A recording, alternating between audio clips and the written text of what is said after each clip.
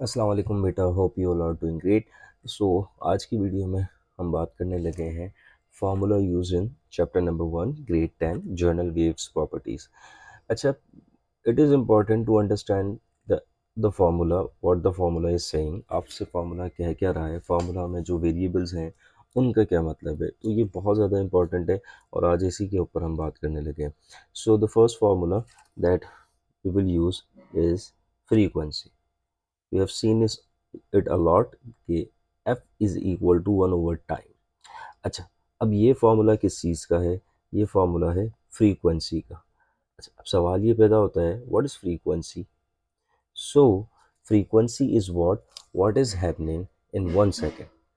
अच्छा, हम वेव्स की बात कर रहे हैं, तो how much waves is produce in 1 second. 1 second में कितनी वेव्स प्रोड्यूस हुई हैं is frequency. So let suppose एक वेव बनती है 1 सेकेंड में, तो फ्रीक्वेंसी इज 1।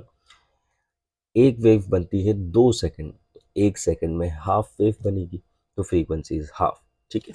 अच्छा, तो अब इस पर्टिकुलर फॉर्मूले में कौन कौन से वेरिएबल्स आए? तो इस पर्टिकुलर फॉर्मूले में दो वेरिएबल्स आए, एक तो एफ विच मीन्स फ्रीक्वेंसी, और एक है T, capital T, which means what, time period. अच्छा, अब time period, we sees the formula, we know that कि time period is reciprocal of frequency। reciprocal means opposite, मतलब कि टाइम पीरियड और frequency opposite है। अच्छा, क्यों ऑपोजिट है? Because they have been defined like that. अच्छा, मतलब क्या है कि फ्रीक्वेंसी इज 1 सेकेंड में कितना काम हो रहा है, और टाइम पीरियड मतलब एक मुकम्मल काम होने में कितना टाइम लगता है। लाइक एक पूरी वेव बनने में कितना टाइम लगता है। Let suppose a wave is produce in 1 second, तो टाइम पीरियड विल बी 1। ठीक है। अगर फ्रीक्वेंसी 2 है तो टाइम पीरियड हाफ होगा। फ्रीक्वेंसी 2 का मतलब क्या है कि 1 सेकेंड में दो वेव बन रही है।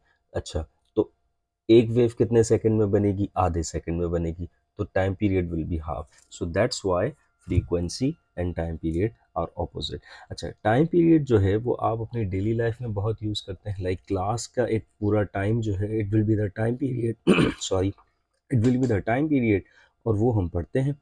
ठीक है। अच्छा, अब फ्रीक्वेंसी का एक और फॉर्मूला है, वो भी हमने पढ़ना है, and that is number of wave past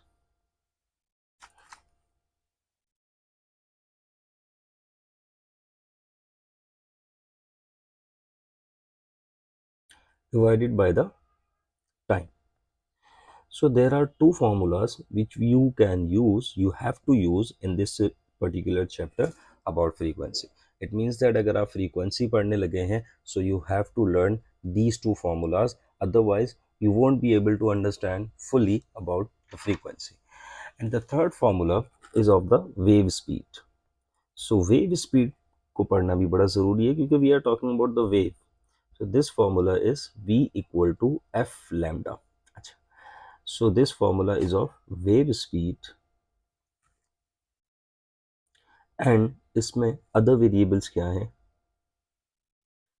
We know that कि V is wave speed, F क्या है हमारे पास? F जो है it is frequency, we know that, and lambda क्या है? Lambda is the wavelength। So using this formula you can easily find out the wave speed of any wave, providing कि आपके पास frequency होनी चाहिए और आपके पास wavelength होनी चाहिए। And the last formula that we are going to use in this chapter is T equal to 2 pi radical L over G। अब ये जो फॉर्मूला है, it is the formula of time period of a simple pendulum। अच्छा, सवाल ये पैदा होता है कि why we are interested in understanding the formula। अगर आपको फॉर्मूला समझ में आ गया, तो आपकी conceptual understanding of the problem will be a piece of cake. कैसे? वो हम समझते हैं इस पर्टिकुलर फोर्थ फॉर्मूले से। First of all, L is the length of the pendulum, and जो जी है यहाँ पर, G is the acceleration due to gravity, उसकी वैल्यू 9.8 और अप्रॉक्सीमेटली 10 होती है, और some people call it gravitational acceleration. अब एक छोटा सा सवाल है, क्या एंड इट इट इट ये सवाल बहुत मरतबा आया है इन द एग्जाम, कि क्या time period of a simple pendulum depends upon the mass of the Bob. Like आपके पास एक पेंडुलम है, उसके उसके साथ जो मास लगा हुआ है, क्या टाइम पीरियड उस पर डिपेंड करता है? So the answer is no. How do we know कि डिपेंड नहीं करता? वो हमें बताएगा ये फॉर्मूला।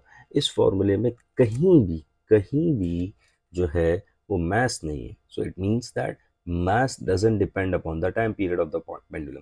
सवाल ये पैदा होता है क्या चीज़ डिपेंड करती है। तो अगर हमें सवाल फॉर्मूला समझ में आ जाएगा, सो सॉल्विंग प्रॉब्लम्स वो तो हम इजीली सॉल्व कर सकते हैं। Solving and conceptual question will be quite easy as well. So that's why हम जो है वो फार्मूला को समझने की कोशिश करते हैं, फार्मूला की अंडरस्टैंडिंग डेवलप करने की कोशिश करते हैं।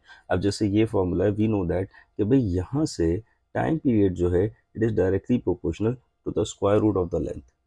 क्योंकि उसके अलावा 2 pi is a constant, G is a constant, तो हमें पता है कि कांस्टेंट जब हम हटाते हैं तो प्रोपोर्शनैलिटी की साइन लगा देते हैं। तो फॉर्मूला देखकर हमने एक पूरी कॉन्सेप्चुअल अंडरस्टैंडिंग डेवलप कर ली। सो दैट्स वाई फॉर्मूला समझना is very very important to understand the concept, and second thing to solve the problems. इसी तरह I try my level best कि हम जो है वो तमाम चैप्टर्स के फार्मूलाज की अंडरस्टैंडिंग की वीडियोस करें। थैंक यू सो मच बेटा, see you in the next video.